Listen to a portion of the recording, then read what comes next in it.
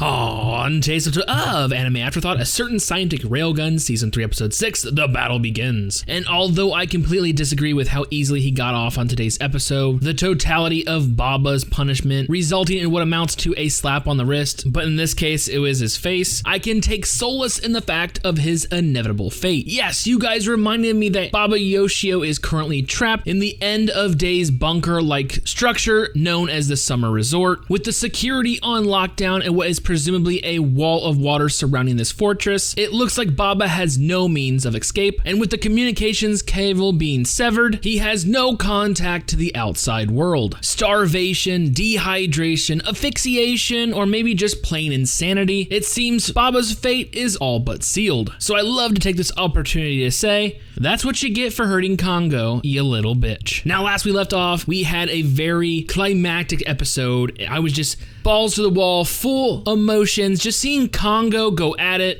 unleashing her Esper ability, only to be taken down by the nefarious means of Baba Yoshio, showing his true colors as he begins to barrage her stomach with Feel Gold-esque kicks to the already paralyzed Congo. Of course, this enraged me, but I was ever so glad to finally see some familiar faces arrive on scene. Enter our heroes for today's episode. Yes, Satin, Awatsuki, and Wannai. Please God, let those pronunciations be right. Coming across their beaten friend who looks like to be knocking on death's door enrages the trio. Satin taking this opportunity to inspect the now incapacitated Congo, cradling her in her arms, while the other two are taking up fighting positions. Something reminiscent of the great battle shonens. Like I said last week, the final sequence of that episode, it was like something you'd see in fucking Dragon Ball Z. Like they were about to go fucking super espers on them. But unfortunately, the battle itself culminates in what amounts to, a game of chess. Yes, once again, underestimating how much of a smarty pants these kids are. The battle itself is very strategic. Yes, we got some lovely action as Baba sicked his Great Dane robots on the girls, and of course, decides to go after the weakest one of the group, i.e. Satin cradling Congo in her arms. But of course, Wannai and Awatsuki are not going to let this happen, taking up a defensive position, as well as utilizing their Esper abilities to make sure that Satin and Congo can make a clean getaway. Seeing how these two girls make quite an impressive tag team, this is once again where Baba shows his true colors, and where the battle becomes a game of strategy and manipulation. See, Baba doesn't want to deal with this shit. His primary target, Congo, the cat, or unbeknownst to him, the cat, they have the information to Mizuka's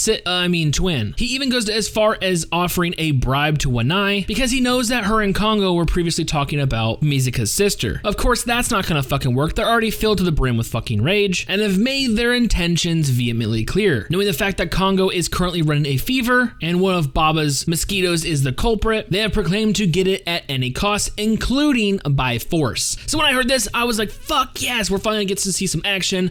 Bitch Tits Baba is just gonna go down, he's gonna get a thumping.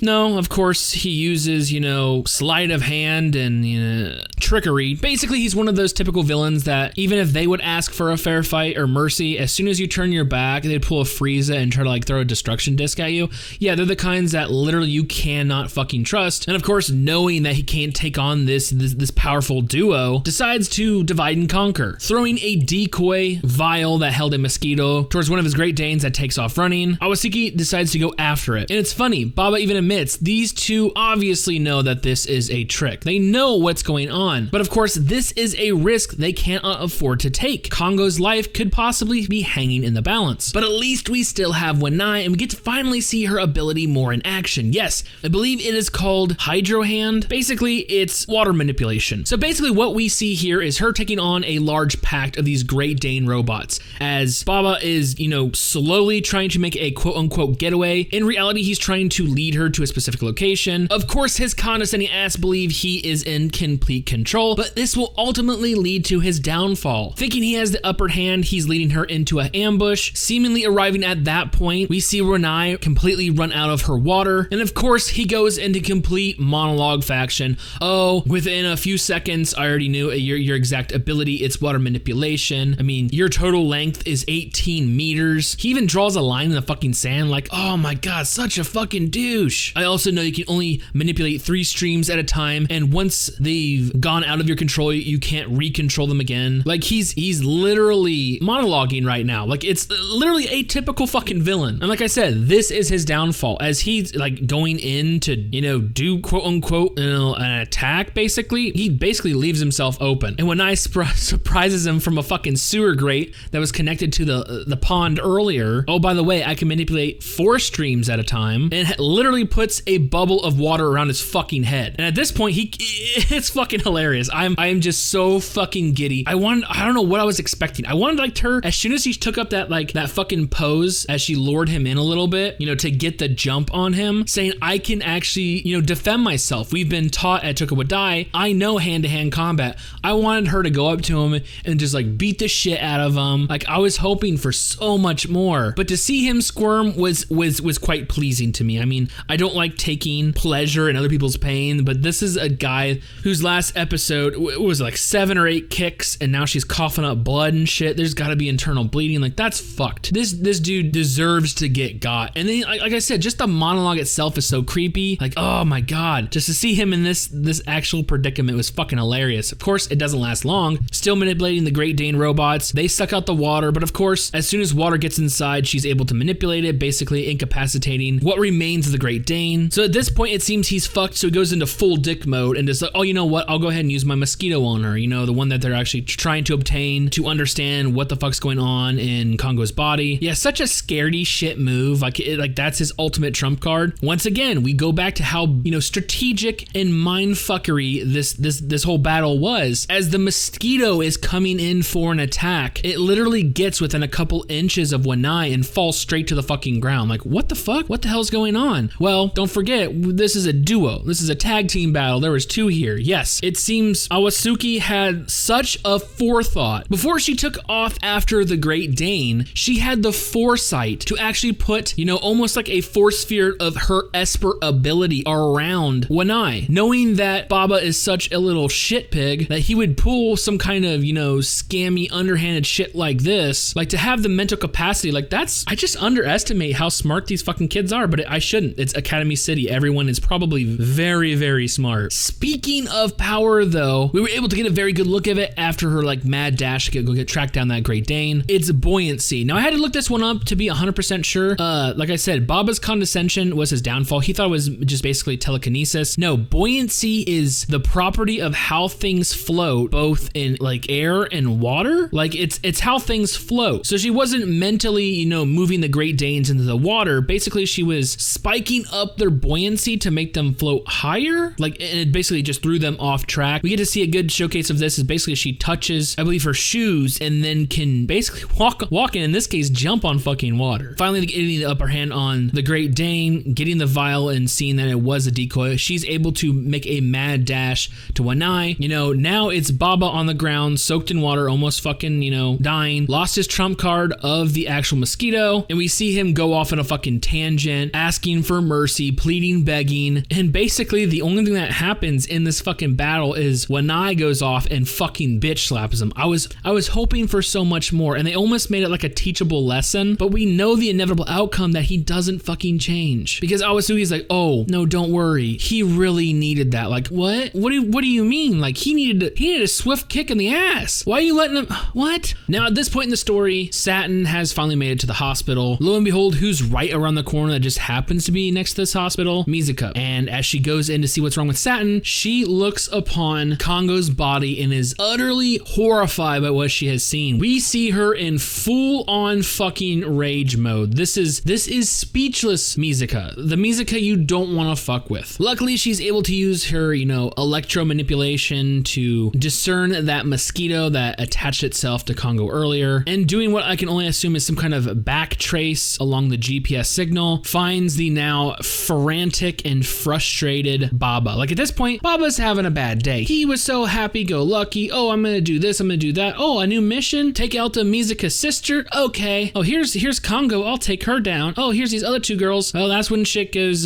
downhill pretty fucking quick. And like I said, it just goes to show how big of a piece of a shit a character he is. He's literally saying he's going to torture these girls to make them wish they were never born. Don't know what their sex have to do. Maybe it's just, his ego took a bigger hit because they were female. But yeah, he's going to literally torture them. He's going to fucking live stream it on the internet and make them plead for him to kill them. Yeah. So who shows up as he's unleashing his giant mantis robot now? Like, I don't don't know. I don't know where the dude is getting all these fucking robots. I mean, I assume at this point he's showcased no kind of Esper ability, so he's here purely on his smarts. Is he building this shit? Where the fuck do you get the money? Are people making grants? Are they giving grants to kids to make giant fucking robots? Like, Jesus, Academy City, what are you? But I digress. Mizuka shows up, Railgun is on the scene, and she is fucking pissed. Now remind you, Mizuka is so mad just by saying the word move or you'll have to kill me. She was able to, completely evade her guards that was sicked on her, earlier. She is so fucking pissed right now. I'm like, okay, I'm sitting here rubbing my hands together like, okay, shit's about to go down. He's gonna get the ever-loving piss beaten out of him. No, she basically destroys this little toy in an awesome fashion. She's basically just calling down lightning out of fucking nowhere in a giant fucking Pikachu thunder attack. Like, they're badass, don't get me wrong, but it basically just dismantles this giant toy, and then she proceeds to give him a warning and let him go, all because she doesn't know if he's being manipulated by Mental Out. What? A perfect opportunity to lay the smack down. I mean, at least couple broken ribs, maybe a fractured skull, maybe a busted kidney. I mean, did you see what he did? He kicked that girl. Like, these are full-on fucking kicks, not like a little love tap. She was coughing up blood and only stopped from killing her because he needed information from her. Then, when he got stopped from getting his way and getting his ass handed to him, said he was going to live stream their torture and public execution. Like, what the and you're just gonna get them low with a fucking warning? Oh my god. Like, and this is what I'm talking about. This was a letdown. Like, oh, of course, you guys reminded me of his current predicament, and it's so well deserved, but come on. Not even one good ass Toma punch to the fucking face. Like, oh, that pissed me off. But of course, we learned some things, with actual credible proof. We know that the two groups, Mental Out and Member, are not working in unison because Misaki has 10032. She has the sister, yet Member is still trying to locate her. And at this point, they still think that they took out Mizuka. Yet right here, Baba quickly realizes, oh shit, this is the real Railgun. All that build up for a fucking slap on the wrist though. Meanwhile, Member is still up to something. Now we don't know what Misaki wants and we don't know what Member is after, but it looks like it seems the girl with the pink nurse's outfit and the clipboard need to, get her hands dirty. So yeah, today's episode, it was beautiful. I really did like the art and animation, the battle itself, very fluid. I love the effects with the water. That was a great thing. Baba drowning, that was beautifully animated, and I'm so glad they put a lot of emphasis on his torture. Brief though it may be, I mean, they definitely have stepped up their game, but I love it. I absolutely loved everything about it. Just, I can tell hindsight how good an episode was when there's so many great images for thumbnails. Like,